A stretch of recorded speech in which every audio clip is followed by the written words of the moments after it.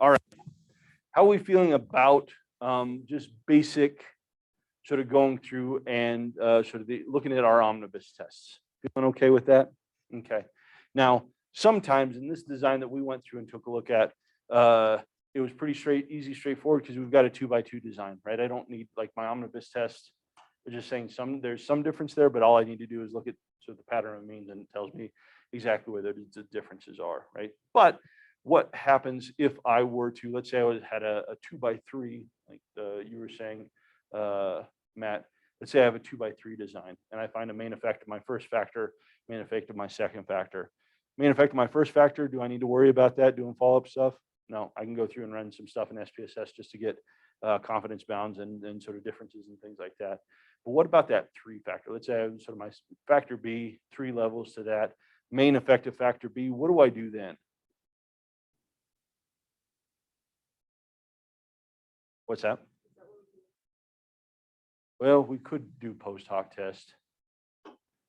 Hopefully, you've got sort of other stuff. You could do that, right? But what would I do to analyze that? How would I go through and tell whether or not I have sort of where my differences are in that main effect? Could use a t-test, or what else could I do? Could use a linear contrast, and how would I get those linear contrasts? What would I run?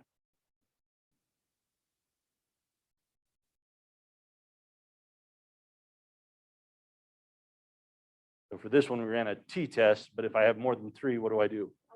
One-way ANOVA, right? So what I would do is then I could then just go through and run my follow-up tests using all the skills and powers that you did in the last one, right? I would just go through if I found, let's say I had a 2x3 and I found a main effect of my second factor, what I would just do is go through and follow that up just using a one-way test for that factor, sort of doing whatever it is that I wanted to do. If it was contrasts, if it was post hocs, if it was other thing, what we call that is the simple effects ANOVA. Okay. So for my whole design, I've got a main effect of sort of this and that. What I could do is then follow up with a simple effects ANOVA, sort of going through and taking a look at that. Okay.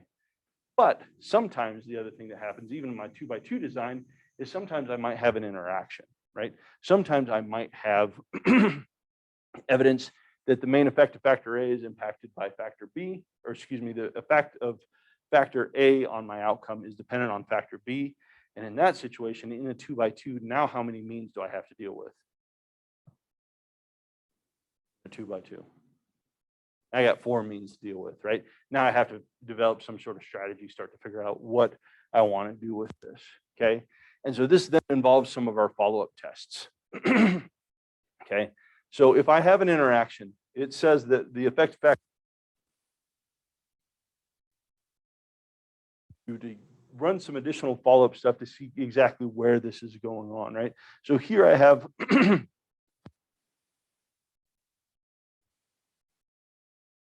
or excuse me, arousal and task difficulty, right? So we have tasks completed, easy tasks and difficult tasks at low, medium, and high levels of arousal, right? People remember this example that we went through, found an interaction.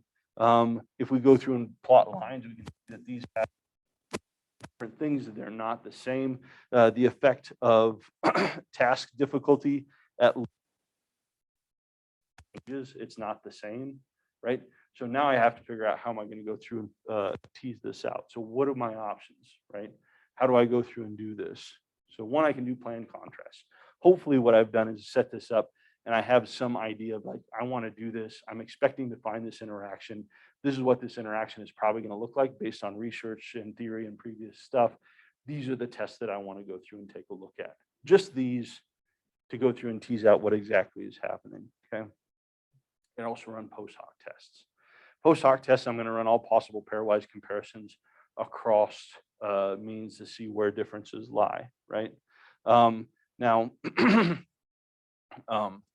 when I have this interaction, as I had said before, mathematically, this interaction is interchangeable, okay? I can ask, what's the effect of arousal on performance at different levels of task difficulty? I could also ask what the effect of a task difficulty on performance is at different levels of arousal. It doesn't matter. They're mathematically equivalent. What it's going to be for you is having to decide, how do I tease this apart? Like, what makes the most sense? Okay. So for our last example, we'd set this up as kind of a test to see whether or not a manipulation check, to see whether or not, my instructions telling people to inhibit their expression versus just go ahead and watch, whether or not that was effective. But then I'm like, oh, but I'm also having people watch different films, so I'm going to go ahead and I'm going to go ahead and include film in there too, and then sort of look at my interaction, right? For that design, does it make more sense to think about that interaction, if that interaction were to occur, as the effect of film, or sort of the impact of film on differences across instruction condition, or the impact of instruction condition on differences across film? What do people think? So Amanda, you're saying it makes more sense to me to think about the impact. What's the impact of instruction condition on differences across humor and sadness film? Okay. Why does that make sense to you?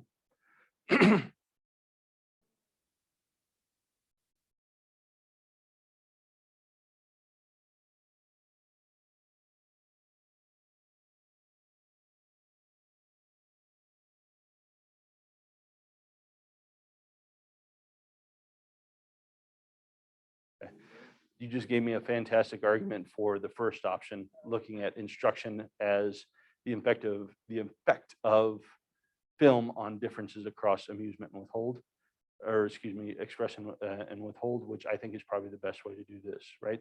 When we're thinking about this, again, if I have an interaction, what kind of effect am I talking about? What's an interaction effect? What's that? It can be an inverse relationship. It doesn't have to be. What's another word we use for our interaction? If I say an interaction effect, it's a moderation, right? And if I'm thinking about moderation effects, generally what I'm thinking about, hey, we have a good, we know that X is related to Y, or we're expecting differences in X were related to Y. In general, X is different than Y, or X is my level of X. My groups are different than Y in some way. That's not news. But now I have some other thing that starts to change the nature of that interaction, right? Oftentimes that thing that I'm wondering, like, hey, maybe this changes the nature of this difference. Generally, that's conceptually easier to think about as my moderator, right? In this situation, I'm saying, okay, I'm expecting people to, well, if I tell them to inhibit expression, I'm expecting them to express less than people who are just allowed to watch naturally. That's kind of my main thing. That's kind of the main difference that I'm interested in looking at, right? And if I find that people who I tell to inhibit expression express less than people I let just watch the film on their own, is that super shocking? No, that's kind of what I would expect. It's good that it happens. If it didn't, that would be bad. But it's kind of what I would expect. But I also got this film thing going on here, right? And so what I might be interested in is, hey, how does film determine this, right? So I'm saying, yeah, for people who I tell to inhibit, they're showing less expression. Does that differ depending on sort of what type of film they're watching? So in this situation, we'll probably think about what's the effect of film, what's the effect of inhibition on expressive behavior at different levels of film, right? So I'm looking at sort of my simple effect is looking at the difference between expression and withhold, but I'm just looking at seeing whether or not that effect is different, or that difference changes, whether or not I'm talking about people who are watching that sadness film versus the amusement film, right? I don't have to do it that way, but that's the way that makes the most sense to me. So when you're thinking about interactions, these moderations, it's also often helpful to think about, okay, what's the thing that everybody knows or is not surprising, or the thing that's been replicated over and over and again and that we kind of expect, and then say, but what does this look like at sort of the levels of this other factor? Okay. This is a really tricky thing to wrap your head around until you do it a couple of times and get some examples of it. So think carefully about how am I going to approach this? Because in many cases, it's going to change how you're sort of going through and probing things. Okay. Comfortable with that, or at least in theory? All right. So other question that we have with these interactions: how many meaningful pairwise comparisons could I take a look at in this example? Do you have a guess? What comparisons do people think, Basha, what would you like to, just looking at this, what do you think, what comparisons might be interesting to you?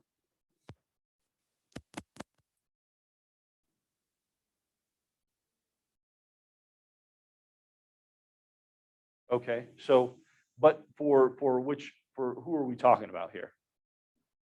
You're difficult. Both, right?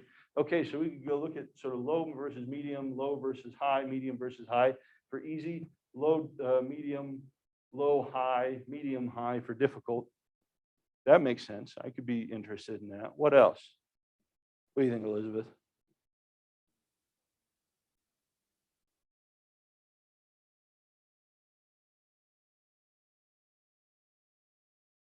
Yep. Yeah, so these are so looking at that. So we've got those set of comparisons. What other comparisons might be interesting?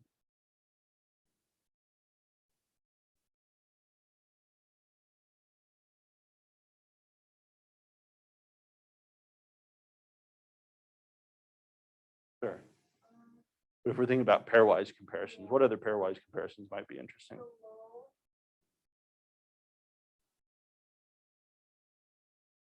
Okay, so we. Okay, yeah. What did you say? Yeah, we did both easy and difficult with Bosch's. Basha got all the good ones. Anybody? What other comparisons might we be interested in here? What do you think, Katie?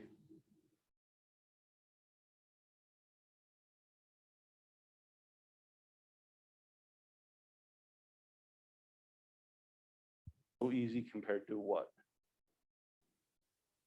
Yeah, these two. And then which ones?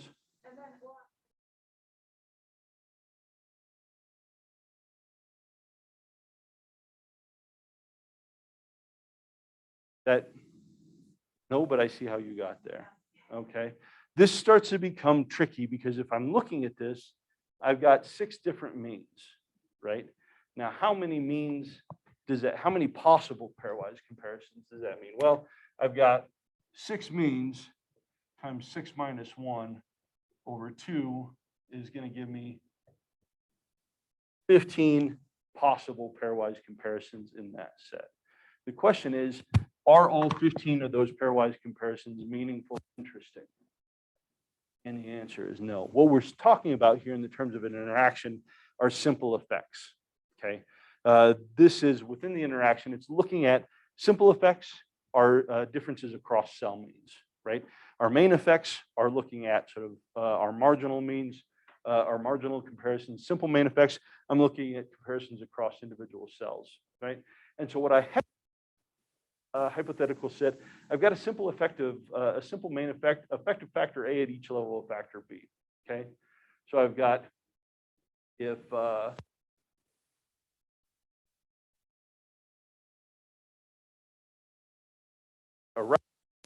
I've got an effect, I've got a comparison of looking at the effective task difficulty at low levels of arousal, at medium levels of arousal, and high levels of arousal, right?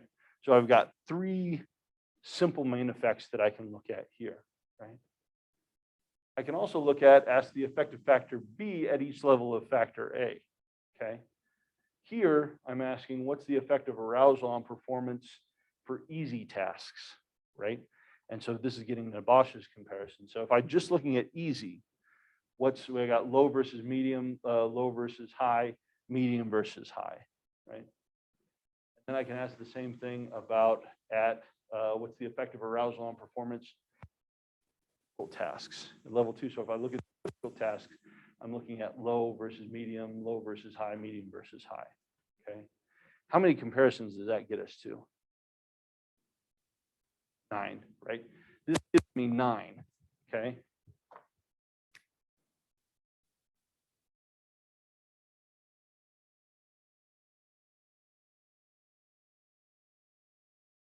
But I said there's 15 in there. Where's my other 6 coming from, Josiah?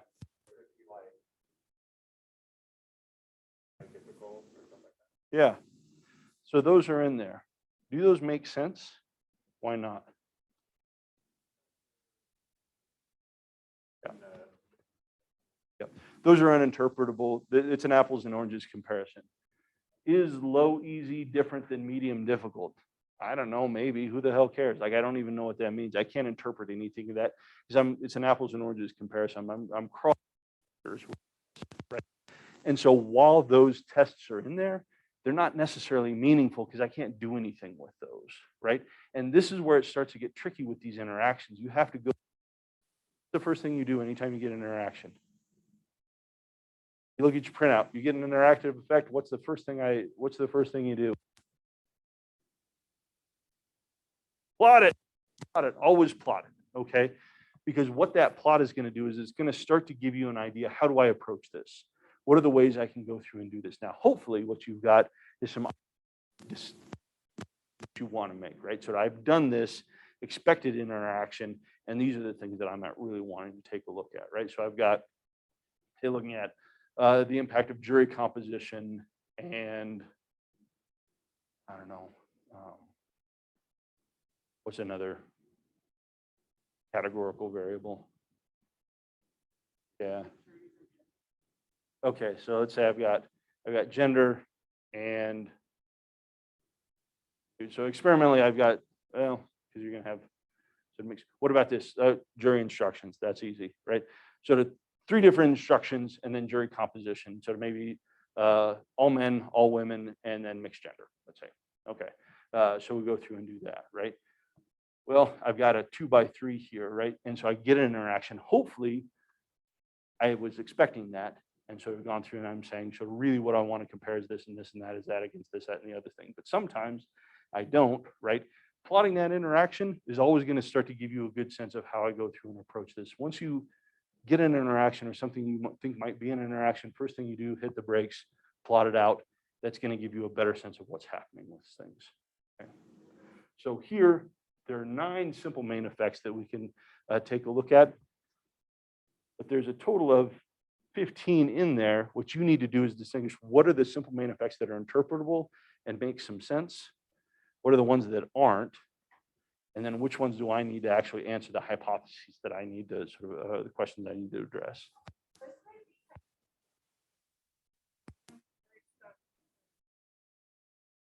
Uh-huh. If you have like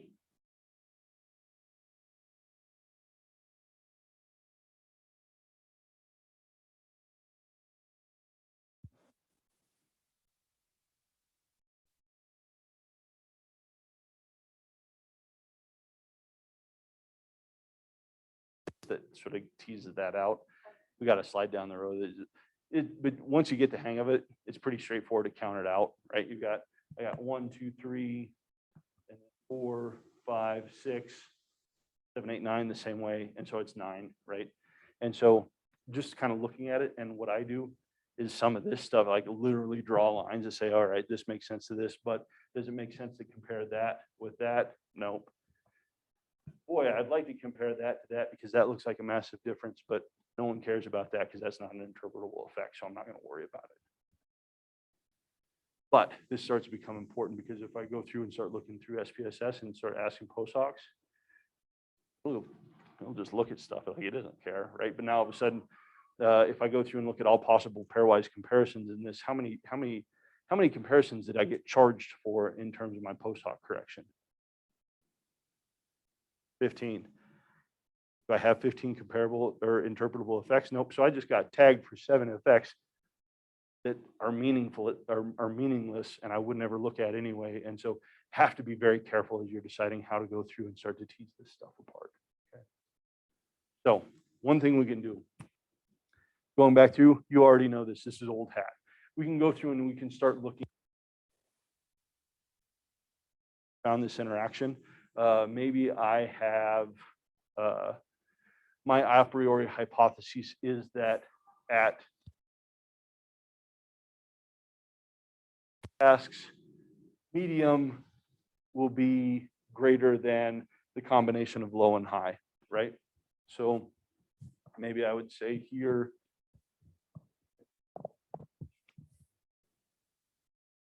my contrast is that or difficult, I'm expecting him to be greater than low and high, but at easy,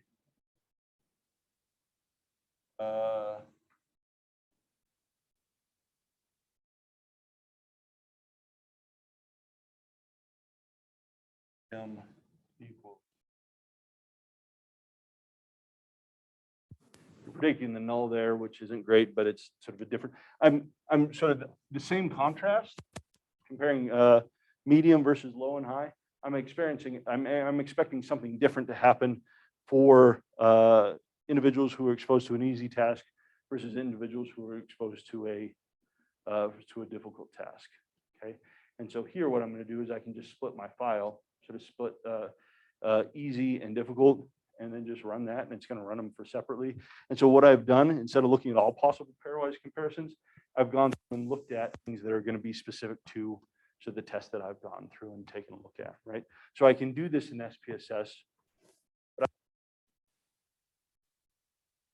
go through my test statistic is the value of my contrast over standard error estimate. Standard error estimate is just going to be the square root of the mean squared error times the square of the sum of my squared weights over individual cells, right? And here with these, I would evaluate this on T critical with based on degrees of freedom from mean squared error. Thing to remember is this is from my simple effects ANOVA table, right? Not generally not wanting to do this based on mean squared from my overall ANOVA. My overall ANOVA, my factorial ANOVA. What's happening in the mean square in my factorial design? What is my mean squared error? What do I understand that as? What's that? Within group error, right? But as I start to go through and sort of add more factors, what happens to that within group error? Starts to shrink down, right? So I can run a test if I'm cranking this out by hand. SPSS won't do it, but I can do it by hand and pull my mean squared error or the calculation of my error term. I can pull that from my factorial design, but that starts to make a bunch of assumptions that I haven't violated any assumptions, that I have a balanced design. It starts to get super squirrely, and we start to get concerns about whether or not I'm getting valid tests if I pull that, right? So generally what we would do for these comparisons is I would go through and run a simple effects ANOVA where I'd split the file, just look at a one-way ANOVA at one level, one-way ANOVA at another level, and then use the mean squared error from those to go through and calculate my contrasts. Okay. And corrected, yeah, we talked about that, but we don't crank those out by hand. But this is what SPSS is doing when it's giving you corrected tests. Okay. So really, all we're doing is we're just running the same contrast that we ran in the last assignment, just at different levels of my factor. Okay. People kind of get your head wrapped around this piece of things. Okay. Simple main effects for our effect sizes. This also starts to get complicated. Now, again, my effect size for my simple main effect is still given as the value of my contrast over some standard deviation estimate, right? And it's just some standard deviation of some error estimate going on, right? And so here, remember, we're looking at, we're going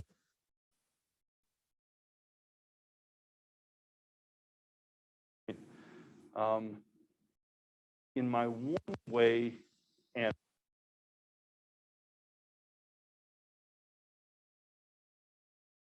temperature variability that wasn't related to temperature, right? It's just any variability that wasn't related to temperature that just went in my mean. It's just, I'm going to take a look at here. Here's my total variability. In the one-way design, I have my variability to temperature, and then everything that's not related to temperature, that's just error, right? People comfortable with this? Okay. But if I go through and I add humidity in here, now all of a sudden I've got a different design. I've got a bigger design, right? And my variability gets chunked up differently. Here, my mean squared error in my 2x3 factorial design takes all the error or the variability of my outcome, the variability of performance that's not systematic related to temperature, humidity, and the interaction of temperature and humidity, okay? So here I've got my total variability, but I section off stuff that I've measured, and now, instead of just temperature, now I have temperature, I have humidity, and then the interaction of those, okay? So Teresa, what's gonna happen if I look at that mean squared error term from my one-way ANOVA and compare it to the variability from my factorial ANOVA?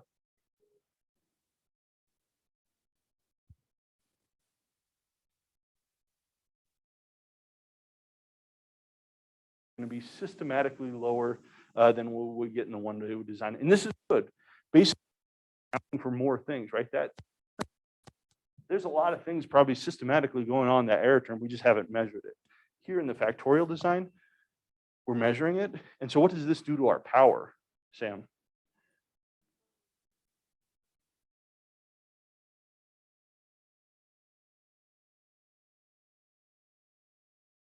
It increases my power because remember that mean squared error, that goes in the denominator of all my F statistics. And if that's smaller, my F statistics larger, I get more power, right? I'm accounting for more stuff, makes it easier, it gives me a more powerful test, right?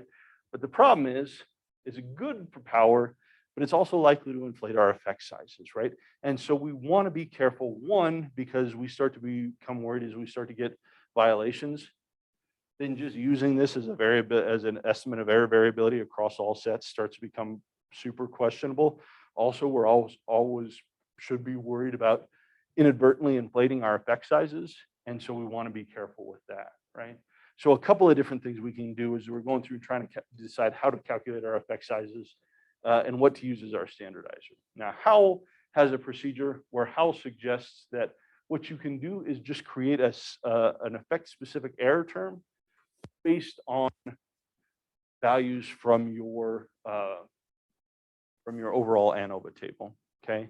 And so what I'm suggesting that we do, let's say I want to look at the difference or looking at an effect for temperature, okay? I'm wanting to look at some comparison across my temperature conditions. I've got, let's say my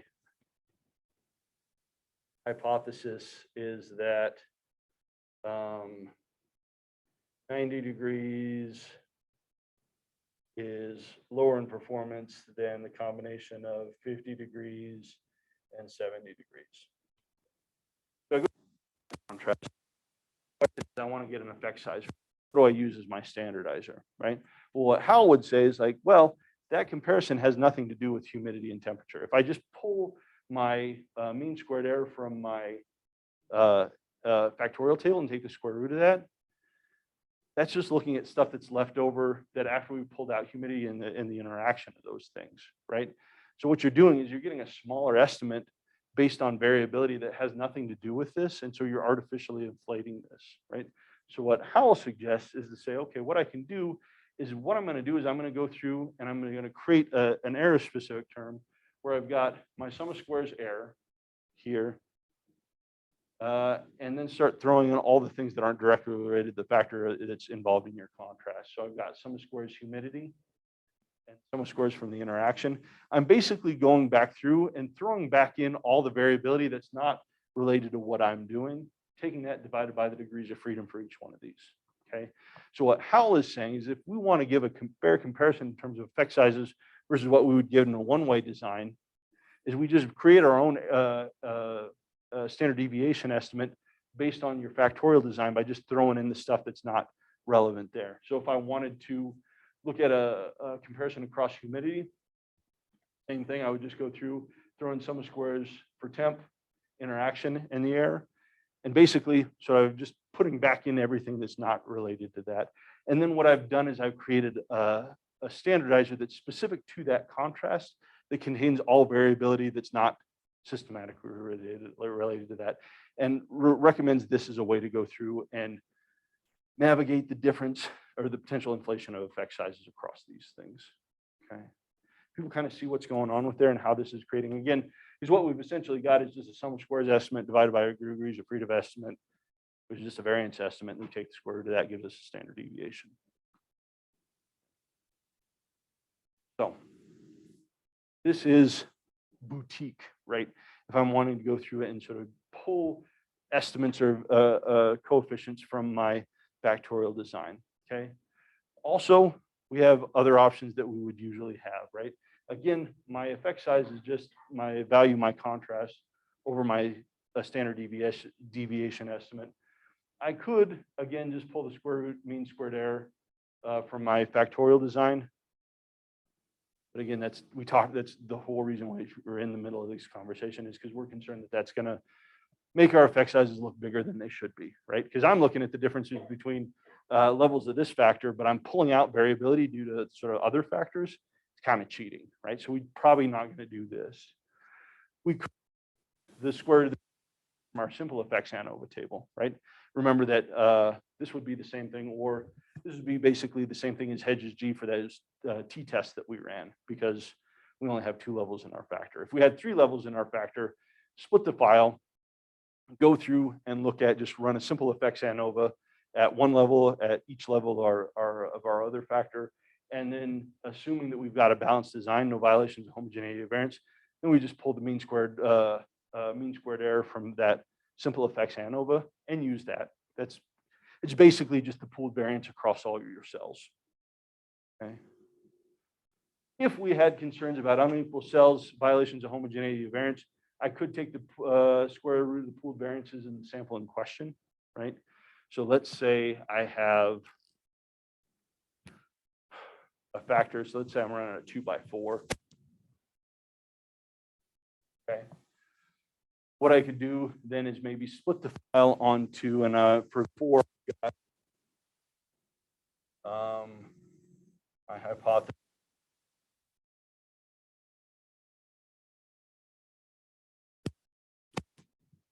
Okay.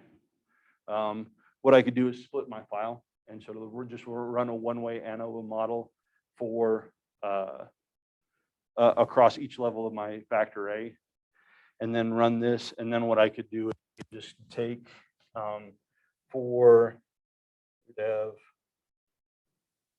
n1 minus 1 times variance of 1 plus minus 1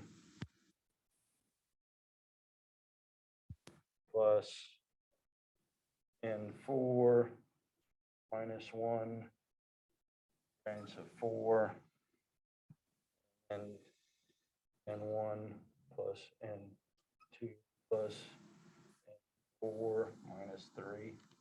Right? We're just taking that pooled variance formula and just expanding it out to include more groups. Here, what we're doing is I'm worried about, in this case, I'm worried about unequal cells and unequal variances. And so if 3 is not involved in this comparison, I don't want to have 3 in there. So I just create a pooled variance estimate that just includes the 3 conditions that I'm looking at, and then take the square root of that and use that as my standardizer.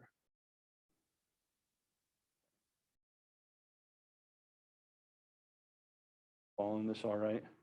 Again, this similar to the stuff we've done before. We're just now splitting files and sort of breaking this apart and sort of starting to look at one-way designs sort of at different levels. All right. Or if I have a control group, class of delta, that's easy. And I just use the standard deviation of my control group, call it good. So this is a lot to keep track of. And with these means-based designs, the question is like, where do I get my stuff from? If we're thinking about our a priori contrasts, what we can do, if I'm worried about how to create the standard error of my contrast, a couple of different ways I can go about this. If I got a balanced design, no clear violations of homogeneity or variance, maybe I just pull my mean squared error for my factorial ANOVA and just use that in the estimate of my standard deviation. Questionable, but maybe, right? Probably what we ought to do here, if I've got an unbalanced design, possible violations of homogeneity or variance, or if I just trying to be conservative, just run my simple effects ANOVAs, just my one-way models, and then just using the mean squared errors out of there. That's probably going to be your best way to go for calculating your standard error for your contrasts. Okay. Variance estimates for your effect sizes. If I'm not worried about inflating my effect size, then I just take the square root of my mean squared of my factorial ANOVA, and recognizing that that's going to give me probably a bigger estimate than I'd need. We probably shouldn't be doing that. But if I have no violations of homogeneity of variance, take the square root of my mean squared error for my simple effects ANOVA. If I've got an unbalanced design, possible violations, pooled variance of my target cells, right? Or glasses delta, right? Or if you want to go ball or shot caller, then you just pull the Cohen approach and just pull stuff out of your factorial design. But basically what you're doing is you're just saying, I'm just pulling everything out of my factorial design to sort of collect the variability that's not due to whatever factor I'm looking at, and then just using that as my error term. All right, how do we feel about this? Okay-ish? Okay, so let's do this. Let's say that even though we have an effect that doesn't technically hit the benchmark, traditional benchmark for interpretation with 2x2 design, okay? Let's say we're going to ignore that. And let's say that we want to proceed with looking at whether or not this, I'm going to say, you know what? It's 0.063, but I just want to explore, see what's going on. Is there an interaction of film by instruction on expressive rating in sort of this, in these data? Okay. And so what I want to do is I want to go through and explore this. Okay. So what I'm going to do, if we pull up this handout, it's the ANOVA, the interaction one, INTXN.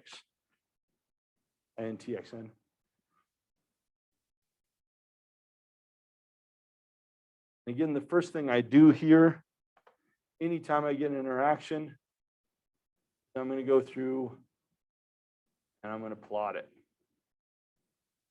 So if I do that, this is what I get. Now, know that when you're graphing these in Excel, as you go through, so you got like your little 2x2 table up here where you got switch rows and columns, make sure that once you generate your graph, that the graph makes sense to you the way that you sort of want to interpret it, right? Because you can go through and switch these around and it's going to flip what's going on here, right? So what we're doing here is what I'm wanting. Well, how did I set this up? I think I set this up backwards. So I set this up if I'm looking at it. So the comparison here is express. Nope, I got it right. Express withhold for my sadness film and express withhold for my amusement film. I could flip it around and have sadness and amusement here, and then this be express and this withhold. That's really not how we had talked about wanting to think about this, right? What we're wanting to do is we say, okay, yeah, I see that we get differences in expressive behavior across my express versus withhold condition, but how does film moderate that? Does it matter whether or not someone's watching a sad film or a funny film in this, right? And so someone tell me, Amanda, what are you seeing in terms of this interaction? Do I have strong evidence for an interaction? Not strong evidence for an interaction, but if I were to draw a line here, parallel, right?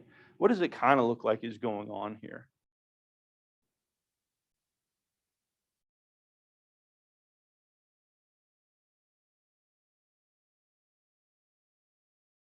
Sure.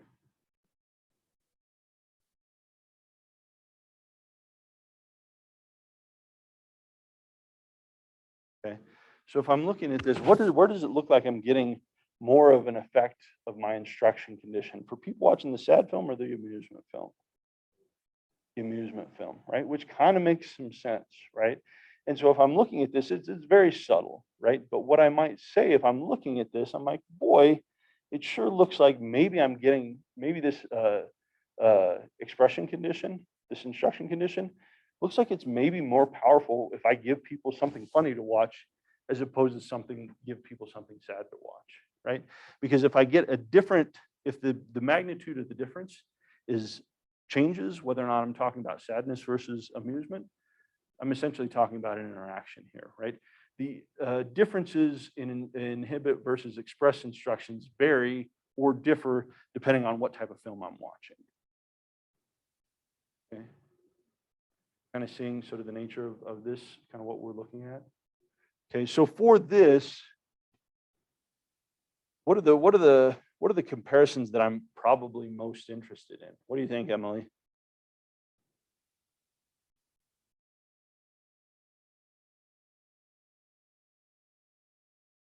What's that?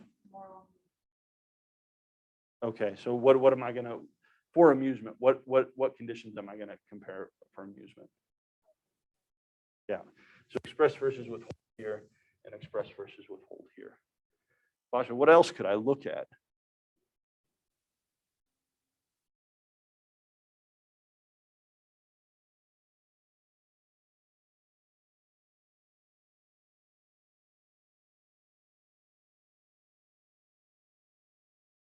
Which ones now?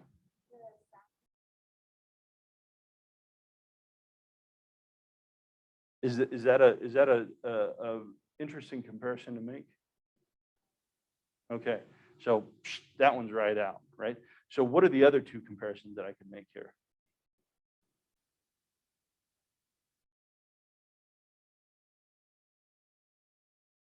Okay. So we're looking at sadness and with sadness, or excuse me, express withhold at sadness. Amusement. What are the other two comparisons that would be at least interpretable?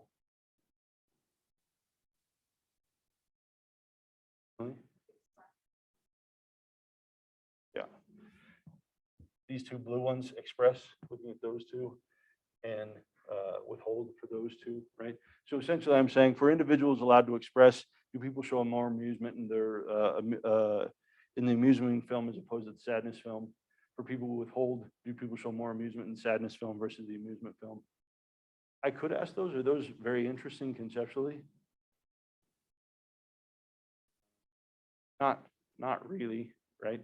Because again, we're sort of the way I'm thinking about this is wanting to know what's the impact of film condition on differences in or expressive behavior in individuals sort of allowed to express versus withhold, right?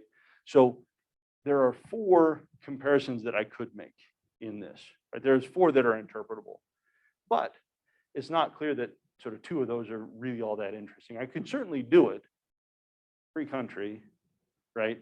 And they're interpretable technically, but we like to just do things just because we can do them? No, because then I have to try and sort of make up some reason why anybody should care about what those things are, right? And so probably what I would be more interested in just looking at these two, right? Simple main effect of instruction condition for sadness and amusement, and then just kind of taking it from there. That makes some sense? Yeah.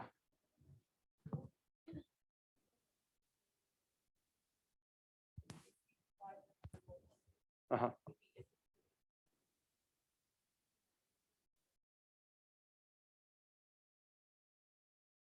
Yeah, yeah. I mean, for factorial designs, for mean-based comparisons, stick with bar graphs, okay? Plot the line to see, like, oh, does this look like it might be an effect? And so if I, you know, if I plot this out, something like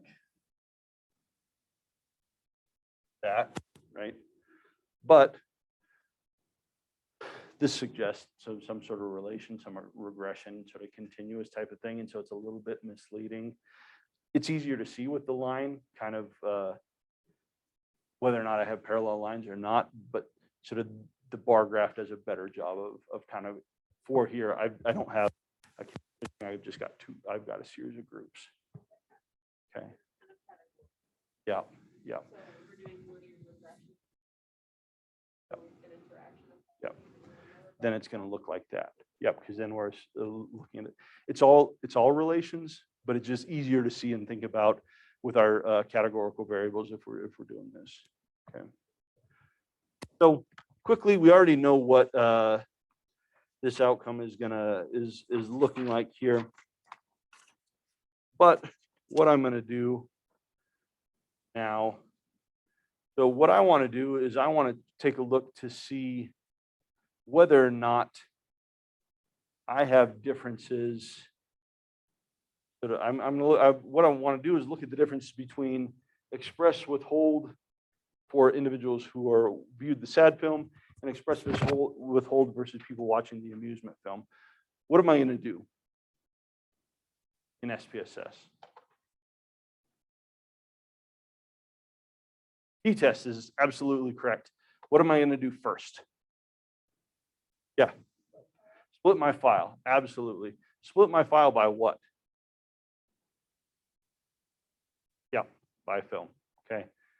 So what I'm going to do is I'm going to split my file by film. What this is going to do is it's going to give me whatever I run from this point on before I sort anything or do anything.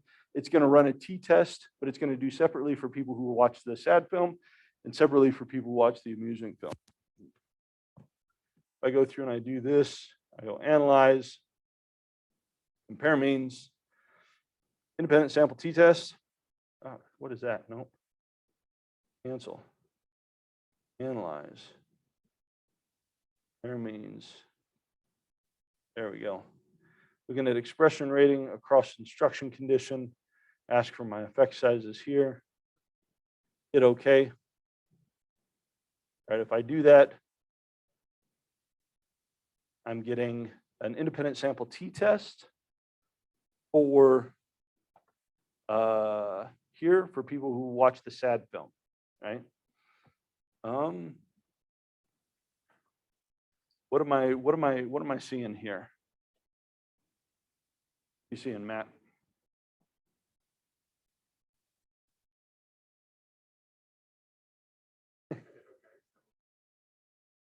So what am I seeing? So here I've got comparison and expressive behavior across people who were instructed to withhold versus those who are allowed to express among individuals watching the SAD film. What am I seeing?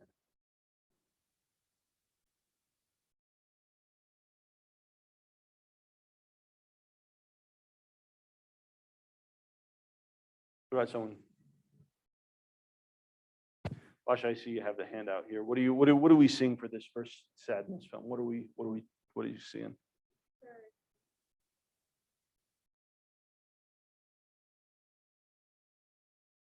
Oh, we're skipping ahead. We're to our t-test, right? So we split the file, and so yeah. So okay, yeah. For our Levine's test, what is our Levine's test telling us?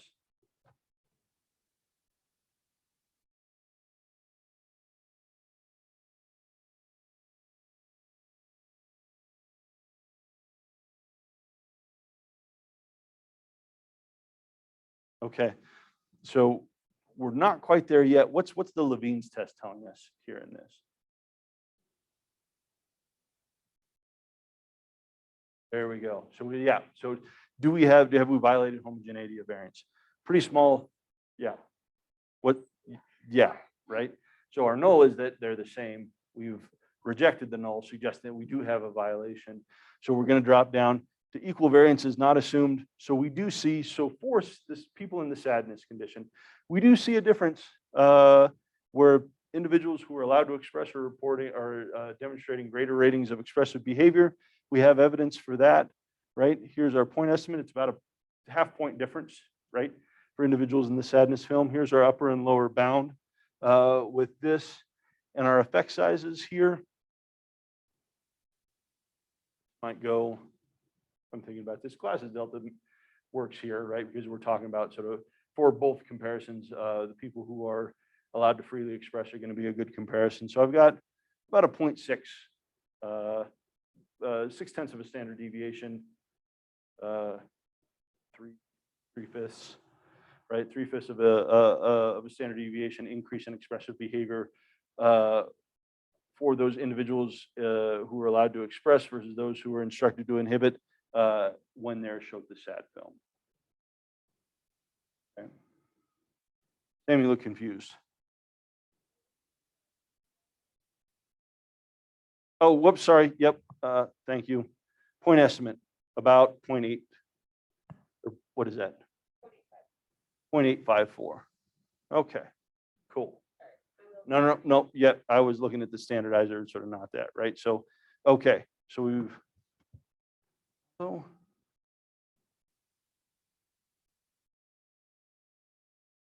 See, now this is I'm expecting people who,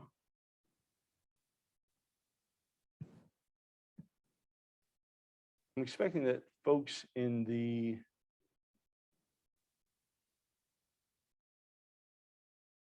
yeah. So I think this is where I would want to go through and take a look and see, because if I look down here,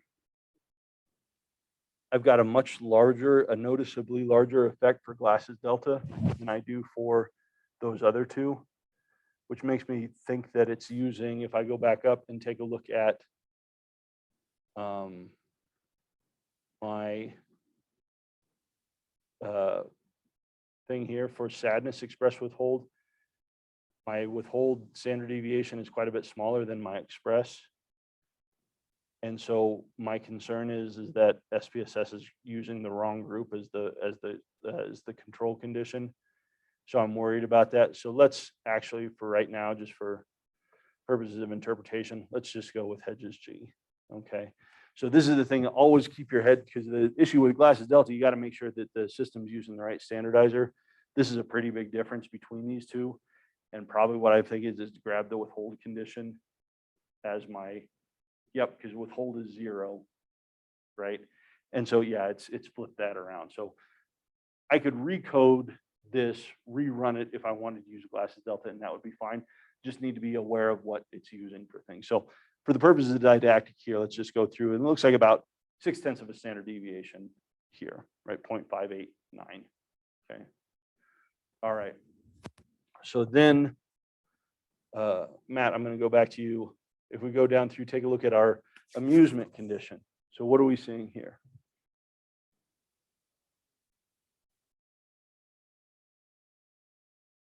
Right.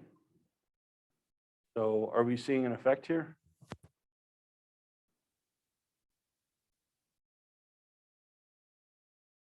Yep. So we are seeing differences across the express withhold for individuals who viewed the amusement film. But here we're seeing a mean difference of about a full point, right? With a lower bound of 0.6 of a point and upper bound of about close to 1.5, right? And if I go down through and I take a look at my point estimate here, it's about 0.99. It's getting close to 1, right? So what does this mean about our effect? Okay. What I can say is that as I've gone through and looked at this, so I'm saying, okay, I have maybe a possible effect. First thing I do is plot it out. So to plot it out, and what I've decided to do is I want to think about this as what is the impact of film stimuli on the differences we're seeing across instruction, condition, express, withhold, right?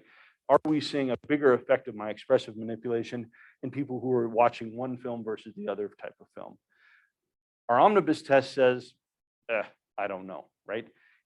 Because that interaction was sort of that 0.06. So even if it was 0.05, it would still be pretty weak stuff, right? So it's not saying anything definitively, but I might take a look at that and say, maybe I want to explore this further, right? So first off, because that interaction term is low, we can't really sort of attribute strong evidence to that. At the very beginning, the question is are we seeing reliable differences in sort of the magnitude of effect across express withhold for individuals watching the sadness versus the amusement film? I don't know. Like I can't say with any confidence that this is that I have strong evidence for a moderation effect in here, right? Or that film does for sure impact this, because that omnibus interaction, that was marginal. So it's kind of ambiguous. It's not saying no, but it's not giving me strong evidence that it's saying yes. So at the end of the day, it's ambiguous. The data are unclear. I can't say for sure, right? But if I go through and probe and I take a look and I decide, I want to set this up this way, I'm just running two comparisons, comparing express withhold for individuals watching sad film, express withhold for people watching the amusement film. And if I do that, I find that the magnitude of effect that I get for amusement versus sadness is about, the effect that I get for amusement is about double what I get for sadness in terms of absolute difference, in terms of the effect size, about twice as large for the amusing film as for the sad film.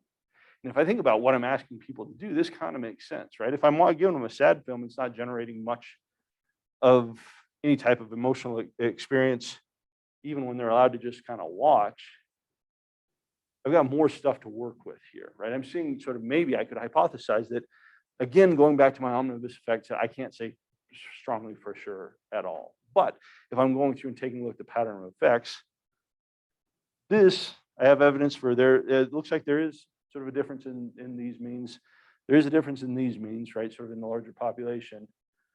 But it looks like based on the pattern of effects, my point estimate for this is about twice as large as it is for this, which suggests sort of maybe something's there, right? Something that kind of makes sense. So maybe I kind of want to talk about that. If you say, hey, if I were to rerun this study, is this going to pop up again? I'm like, I don't know, right? Maybe a coin flip, maybe a little bit worse. I don't know. But so I can't say anything definitive.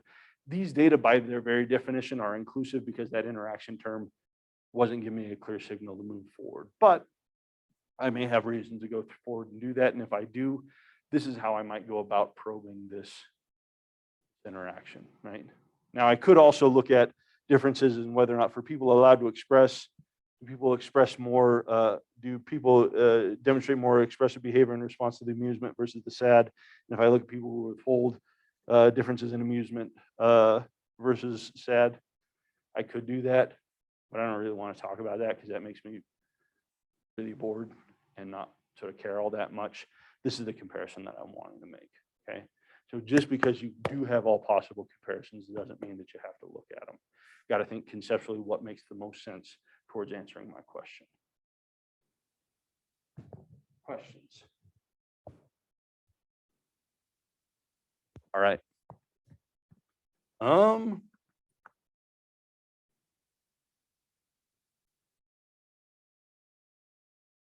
All right, so this is just our follow-up tests kind of going through.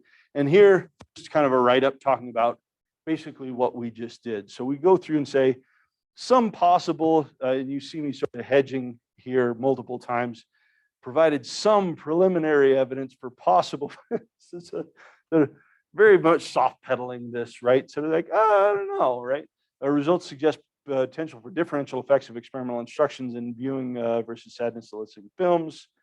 We say for the study, reductions in expressive behavior among students receiving instruction to inhibit the display of emotion were somewhat larger for participants viewing the humor versus the sadness related film, right? So we say both of them they're different in both conditions, right? It just looks like it's a little bit more in the one condition versus the other, right? And then that's what I'm elaborating. Say, for example, point estimate the average reduction in expressive behavior across participants instructed to inhibit relative to those naturally expressed was approximately twice as large for students viewing the humor versus the sadness film. Lower bound estimate of population difference in expression across participants receiving express versus the instruction. Inhibit instruction continue to be potentially meaningful for those in the humor film. For those in the humor film, the low bound of my population estimate is still about a half a point. That's not peanuts on a 1 to 5 scale, right? Versus those in the watching the sadness film look pretty negligible, maybe about a little over 1/10 of a point reduction. I don't know if that's huge. Glasses delta for students viewing humor film was consistent with nearly a full standard deviation reduction in expressed emotion. Participants in the express inhibit versus express versus about a half standard deviation for the other, right? So I'm basically saying these data are suggesting about twice the effect for this stimuli versus this stimuli. Now, is that something that's real? I don't know. That interaction effect didn't give me much evidence to sort of move forward on there, but I'm just saying that this is kind of a thing, right? So in sum, results from the overall ANOVA is somewhat ambiguous with respect to the extent to which viewing instructions differentially impact expressive behavior, students viewing humor versus sadness eliciting films. But if I do an exploratory evaluation, suggests potentially larger magnitude of effects or reductions in students exposed to films with amusing versus sad content. Okay. So again, going through, talking about what we did, but a lot of hedges, trying to sort of put it into context to just say, hey, this is kind of what we found. If I do this, you can take it, decide what you want to do with it. People starting to sort of, this is the thing. This isn't going to fully sink in until you actually start working through stuff and doing it and sort of playing around with sort of data at hand. But hopefully this kind of gives you a bit of a framework to work with. All right. So post hoc testing. Going to finish up here. How many pairwise comparisons can I make, right? A 2x2, how many am I making the 2x2? 4, right? What about the 2x3? What do you say there? 9, yeah. Josh is keeping track. All right, what if I go 3x3? Katie, this is where your sort of want for a formula sort of starts it, because now it starts we actually get 18 in a 3x3. Okay, and a 3x3 design doesn't seem that big. It's just a 2-factor ANOVA, 3 levels to each one. But now all of a sudden, if it's all exploratory, I've got 18 possible comparisons that could be made out of that. If I got a 3x4, that's going to give me 30. A 2x2x2, right? Now I've got 3 factors. I got 3 factors I'm taking a look at. Basically, I've got a 2x and a 2 gives me 12, right? So I've got 4 here, but then I've got A1 here, A1, B1, C1 with A1, B1, C2, A1, B2, C1. You start jumping across graphs here, right? A 2x2x3, I've got 24, right? This is just to say these interactions add up very quickly. And if I have no a priori plan for comparing things and sort of what I want to go through and do, and I'm just going to see what's different, this will very, very quickly start to become unmanageable to the point where even talking about or figuring out what the hell's going on starts to become very difficult. Okay. So it's always, always, always in your best interest to have a plan before you run the analyses, before you take a look at things like, what am I thinking is going to happen? What do I expect is going to happen? How am I going to tackle this interaction if it does come up? Okay. What you should not do is try and ask for post hoc tests through SPSS. As I said, what it's going to do is it's going to charge you for all possible comparisons. And a good chunk of those comparisons aren't going to be interpretable. They're not comparisons you would ever make to begin with, ever. And so it doesn't make sense to get taxed for those for something that you would never use anyway. Okay. What's going to happen is your correction for your family-wise error is going to be far too stringent, and it's going to reduce your power. Okay. So what you need to do, if you are going to go through and take a post hoc approach, what you need to do is start thinking about, okay, how do I go about and do this? What are the comparisons that are meaningful? And then how do I manage sort of aggregate alpha inflation across running 18 different comparisons? Other thing too, is that you got 18 comparisons, let's say 6 of them come up. Now I got 6 pairwise effects that are all random all over the place to account for.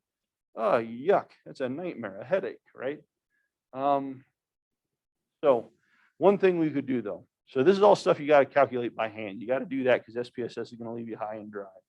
One thing we could do is we do modified Tukey. Okay.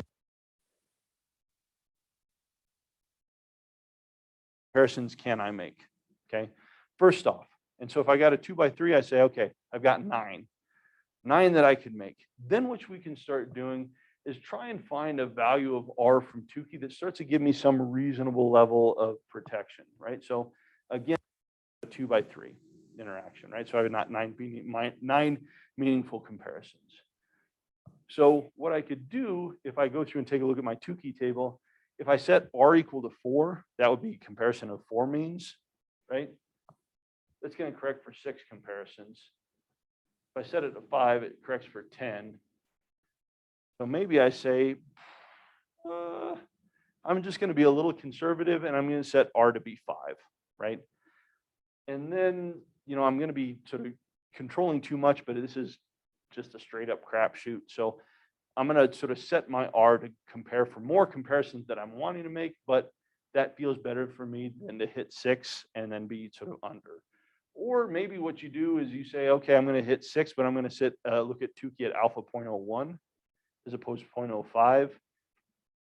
Basically, we're just it's jazz here. We're just trying to figure out like, oh, what makes the most sense. Basically, it's what can I stand next to and defend, right? Like what could I sort of stand up to a colleague and say, this is what I did, this is why I did it, and not have that colleague laugh in my face, right? Not that colleagues laugh in your face, but so you get the picture, right? So just trying to think about what makes the most sense. So let's say here, I say I'm going to set R equal to 5. That's going to correct for 10. There's only 9 that I'm actually going to run, but I'm comfortable with that, right? Then what we could do is then go through and calculate Q critical based on your chosen R and your degrees of freedom for your contrast. So I go to R equal to 5, go down my test. So look at what the degrees of freedom is for my test. Again, this is coming from my one-way ANOVA model. And I say, okay, my Q is 4.63 or something like that, right? Then what I can do is I can take that critical Q value and I can go back, sort of transform it back to get a critical T, right? So then I go through and say, okay, here's my critical Q. I know that Q is equal to T times the square root of 2. Alternatively, if I take Q divided by the square root of 2, I get a critical value for T. And what I could then do is then go through, once I've got a critical value for T, then I could just step through and run T tests to my heart's content, and then just compare those at sort of that T value, the T statistic I get to whatever sort of thing that critical value I had recorded sort of based on this procedure.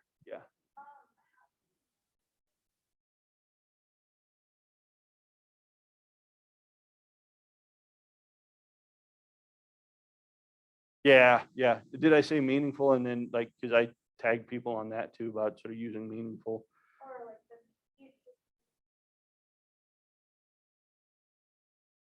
Oh, meaningful. When I say meaningful comparison, I just mean things that would make sense, that are interpretable. okay.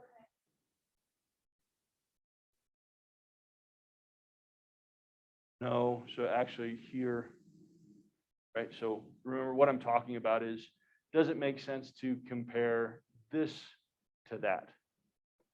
Here I'm crossing effects. That doesn't make any sense to sort of compare those. So when I'm talking about meaningful comparisons here, I'm not talking about like subjectively meaningful, like could I make an argument for this as sort of something interesting or not?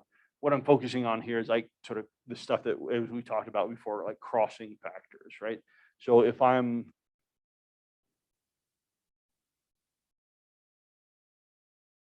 here, does it make sense to compare humor inhibit with sadness express?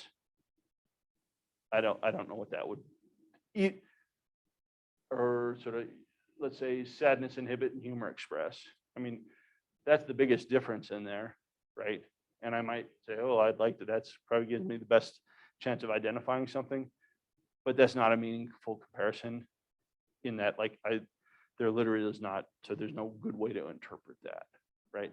So when I was talking, yes, thank you. Because a lot of times when people talk about meaningful stuff, I'm like, oh, this is meaningful. And I'm like, well, why is it meaningful? Sort of explain that. Different use here. I'm talking about sort of, can these cells be compared in a way that would make sense? Whether or not it's subjectively meaningful is kind of a different concern with that. Does that help? Yeah. Okay. Same words for different theoretical constructs. Okay. But so people kind of generally seeing kind of what we're doing, how we're harnessing Tukey for an approximation of our thing. So basically we're just going through using that Tukey critical Q to get a critical T, and then you're just running T tests to see whether or not that whether or not sort of your T value you get for the T test exceeds the critical value you've got. And if it does, then you're like, oh, it's about sort of interpretable, sort of with Tukey less than 0.05. So this is what I've done this before. Sort of there's some Howell material that suggests sort of doing some of this stuff like this. Problem is it feels a little bit sort of like loosey-goosey, right? It's kind of like a shoot from the hip type of an approach. So a lot of it's sort of more, it's not super precise, right? So this is an approach that you could take, but again, it's a little bit, you could run into lots of people sort of questioning, so what you're doing, okay? What Hal also talks about, yeah. No, it's, yeah, If we decide to adjust our hours, yeah.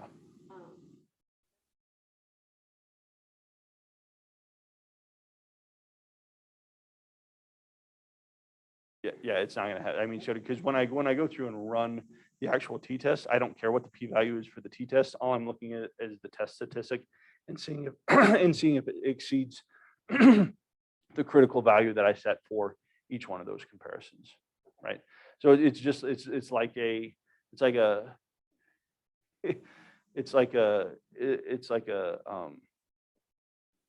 so it's like a back alley approach to Tukey, right? Like it's a little bit seedy, right? Like it's like, oh, this fell off a truck, I'll give it to you at discount type of thing. It serves a purpose, but there's some issues with that, okay? Other option that we have is something called Benjamini-Hochberg, okay? So what we're looking at here is taking a little bit of a different approach. Is we're dealing with a false discovery rate as opposed to sort of being concerned about family-wise error, okay? Our family-wise error is looking at the probability of committing one or more type 1 errors. It says that it assumes that if I, in a set of comparisons, if I make even one type 1 error, the whole thing's garbage. Like I've whiffed.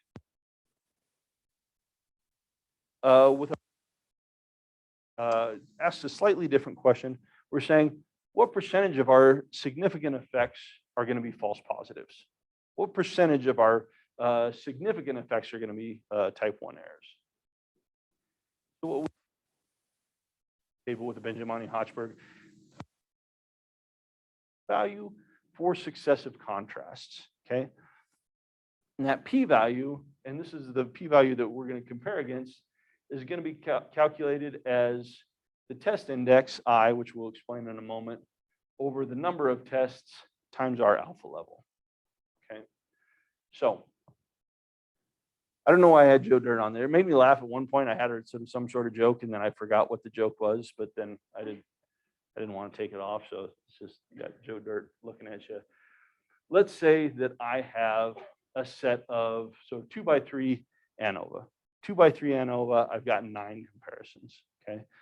What I would do if I wanted to use a Benchmark, I would go through and I would run a t-test for all 9 of those comparisons, okay?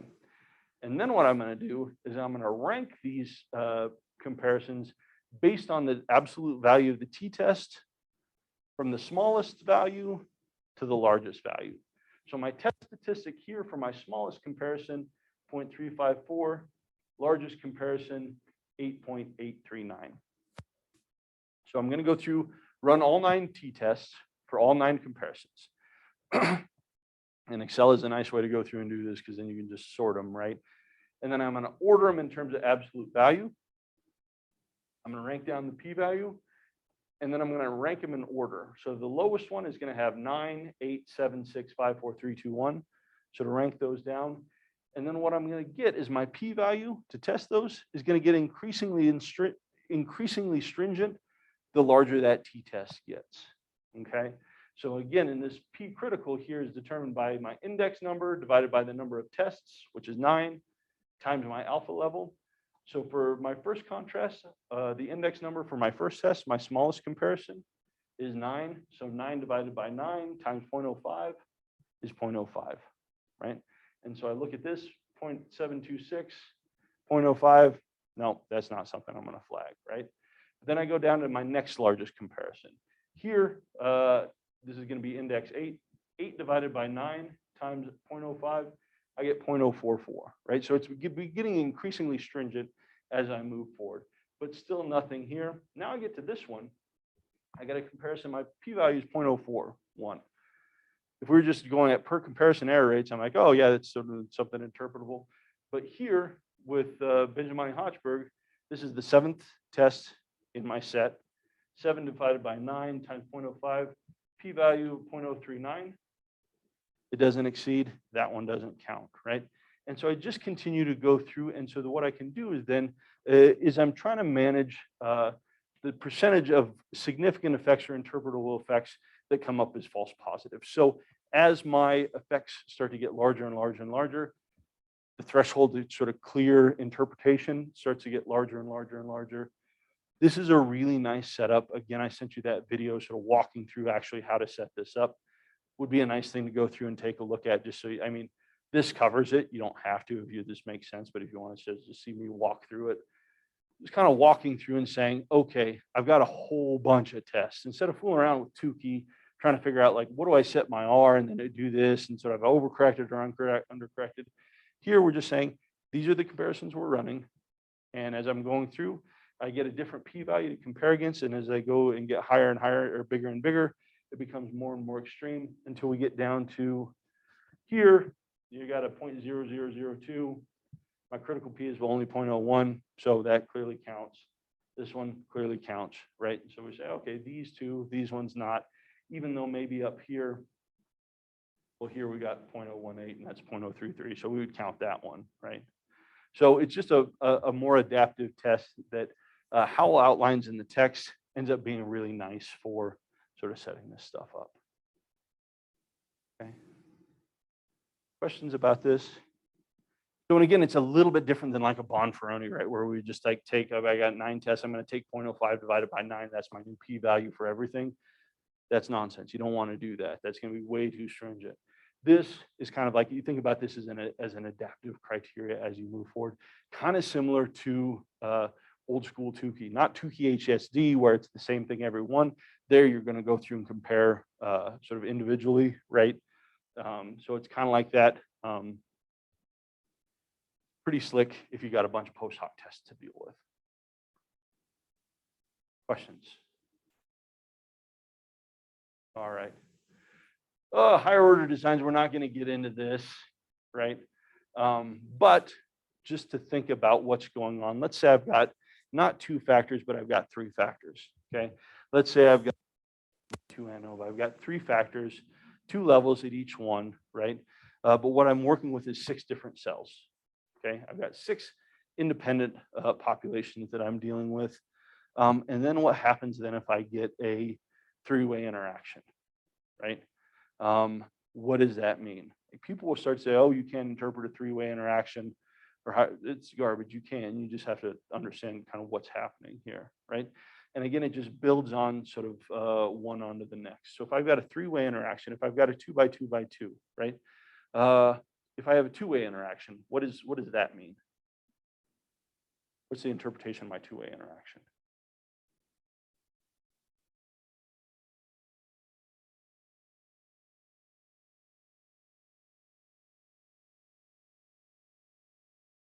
Yeah, right. The effect of A on my outcome depends on B, right? So differences that I'm seeing based depend on what level of B I'm at. If the impact of A on outcome, like, I don't know what's B, because I can't tell you exactly what it is unless I know what B is, right? If I got a 3-way interaction, it's just saying that if I got a 3-way interaction, it's just saying that the interaction, the nature of the interaction on C, it changes, right? So in here, if we see this, we've got at 1. Is there an interaction of A and B at C1?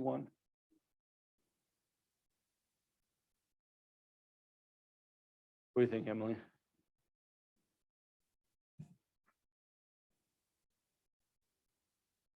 Yeah, so in this panel, C1, is there an interaction of, does that graph suggest an interaction of A and B? No. So at level 1 of C, there is no interaction of A and B. Everything's accounted for by the main effects here, right? But if I go to level 2 of C, now do I get an interaction? I've got this classic cross effect, right, going on here. What it's saying is that the interactive effect of A times B differs across levels of C, right? If I were to extend this to a four-way interaction, it would be like, I would just say the interaction of A, B, and C, the pattern of the interaction of A, B, and C is dependent on D, right?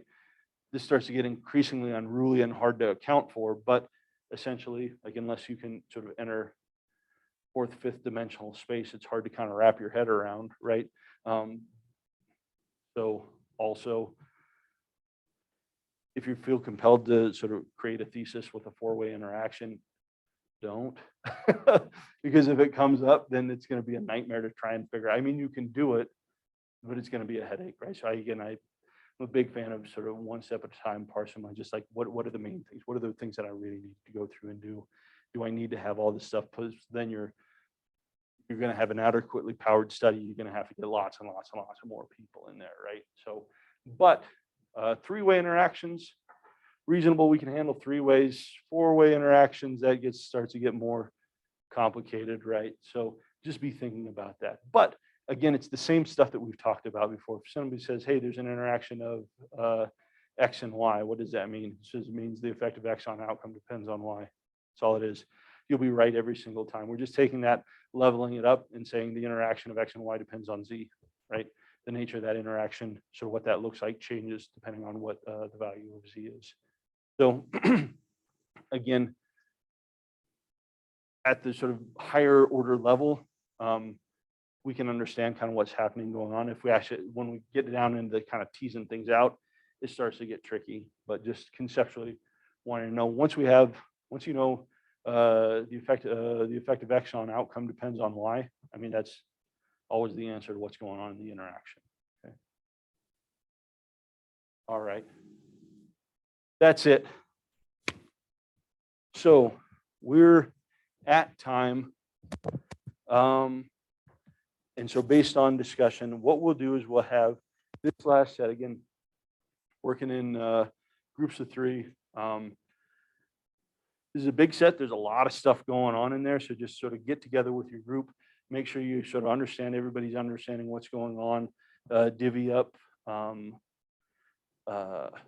of tasks according to your strengths and sort of put this together. Again, we just need one combined write-up for each group. So this will be nice. Hopefully we'll save you some time. We won't have this due this coming or sort of next Friday. We'll have it due the Monday. So you have that weekend to go through and work on it. We'll say Monday at noon just to have that done. And then it'll be done off your plate and you'll be good to go. Okay. So last thing we want to figure out is what we do for next class. Now I've got a lecture that I haven't, a very small lecture. It's maybe like 20 slides, looking at like some categorical and like non-parametric tests, like some chi-squares and some other sort of things that come up sometimes. We could do that. We could also work through kind of another example of this type of stuff, if that would be helpful. What are you all thinking?